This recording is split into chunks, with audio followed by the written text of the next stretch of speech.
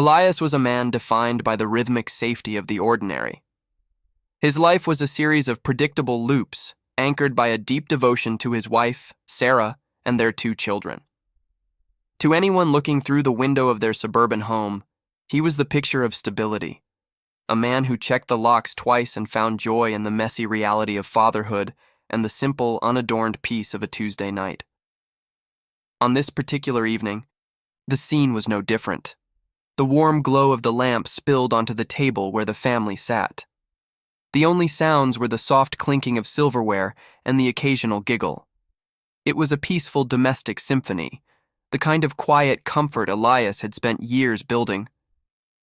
Sarah watched him across the table, admiring how he listened to their daughter's story, never imagining this was the final hour of the life they knew. The clock on the mantel ticked toward the evening's end, but at exactly 8:14 p.m., a jarring sound shattered the tranquility. It was the vintage rotary phone in the hallway, an antique Elias insisted on keeping but rarely used. Its bell-like ring was sharp, slicing through the air like a blade. The moment the sound reached his ears, Elias froze. Color drained from his face, leaving his skin ashen. His breath hitched in his throat, a ragged sound that made Sarah drop her fork. As he stood, his hands began to shake with a violent tremor. He didn't look at his family. His eyes were fixed on the hallway with the intensity of a man staring at his executioner. He moved toward the sound as if in a trance, his footsteps heavy and mechanical. When he reached the phone, the world seemed to hold its breath. Elias lifted the receiver, his knuckles white. He listened for a long, agonizing minute. Finally, his voice cracked as he uttered only 3 words. "I understand. Finally." There was no goodbye or explanation. He hung up and turned toward the coat rack. Sarah was behind him now, her voice frantic, peppering him with questions he seemed unable to hear. He grabbed his coat, his movements purposeful. In a final, chilling gesture, he slid his wedding ring off his finger and placed it on the entryway table. Without a backward glance, Elias stepped out into the night, vanishing into a torrential rainstorm that had begun to lash against the house. The first 12 hours were an agonizing descent for Sarah. Initially, her confusion was tinged with annoyance, a belief that Elias was having a temporary breakdown. But as the minutes turned into hours and the rain never stopped, annoyance curdled into a paralyzing, soul-crushing dread. By morning, the police arrived, but they offered no comfort. A cynical detective sat in their living room, sipping coffee with practiced indifference. His voice was a monotone drone of apathy. He leaned back and suggested that Elias had simply buckled under the weight of middle-class life. To the detective, it was a common story, a man who tired of the routine and chose to walk away. Before we continue, subscribe to the channel and tell us in the comments where you are watching from. Left alone with her grief, Sarah couldn't accept that her husband had simply abandoned them. 2 days later, driven by a desperate energy, she began to clean Elias's home office, searching for any clue. As she moved a heavy cabinet, she noticed a misalignment in the hardwood floor. One of the boards wasn't flush. With a trembling hand, she pried it loose.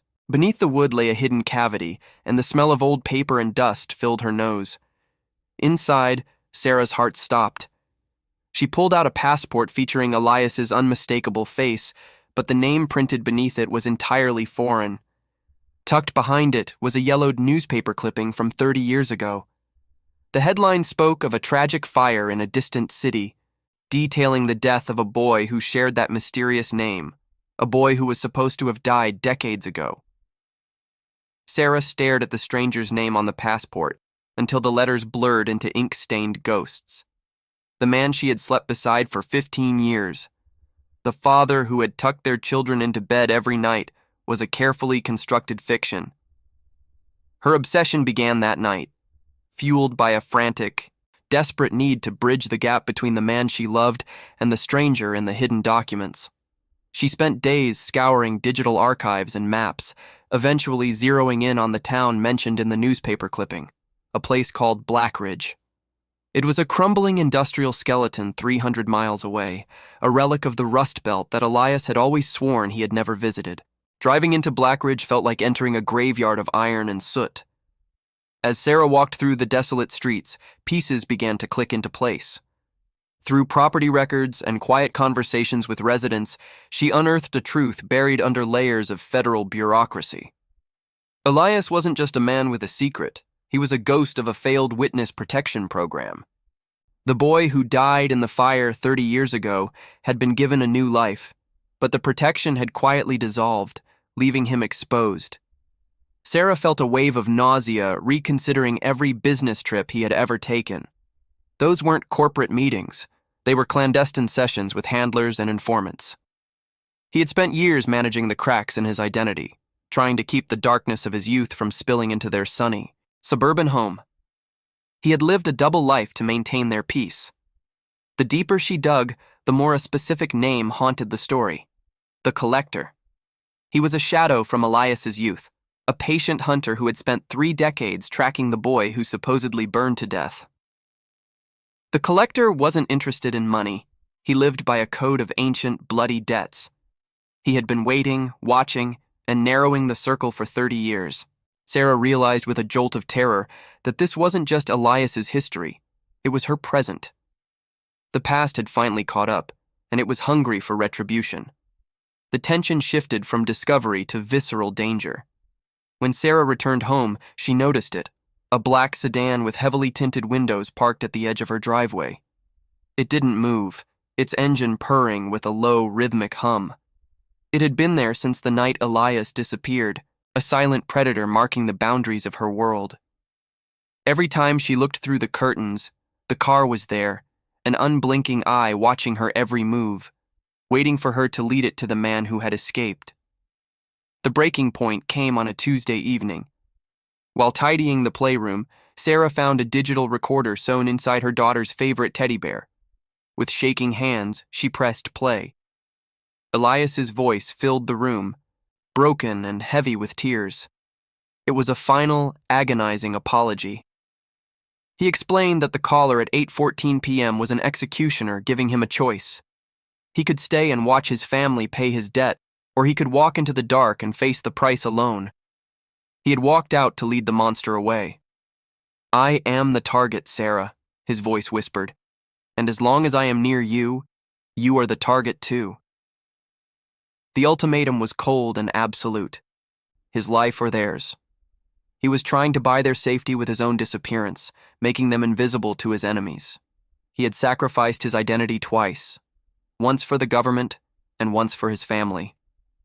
Suddenly, Sarah's phone chimed with a piercing, unfamiliar alert.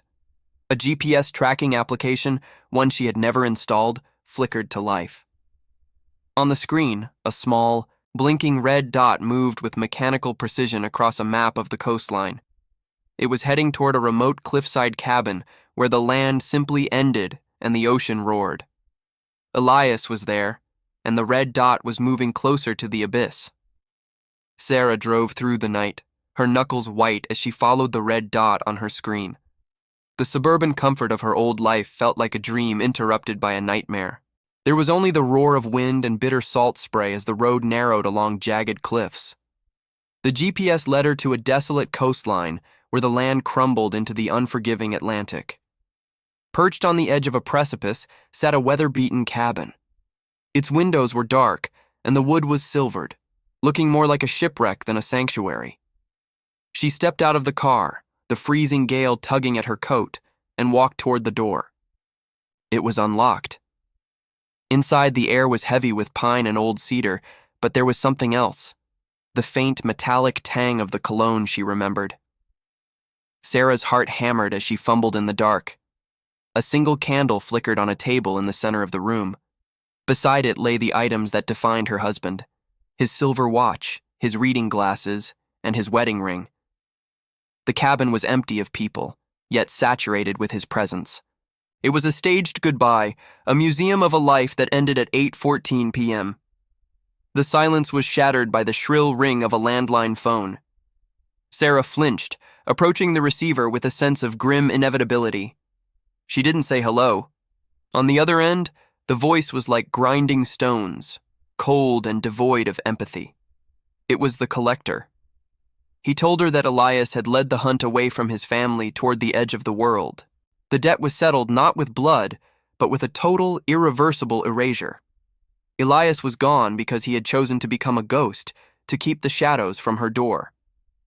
The collector had his prize, and the contract on Sarah's life was dissolved. After the line went dead, Sarah stood in the candlelight, uncontrollable tears spilling over. She turned toward a cracked mirror over the sink. A corner of white paper was tucked behind the glass. She pulled it out with trembling fingers. It was a letter in Elias's familiar, disciplined script. He explained that disappearing was the only way to make her and the children invisible to his enemies.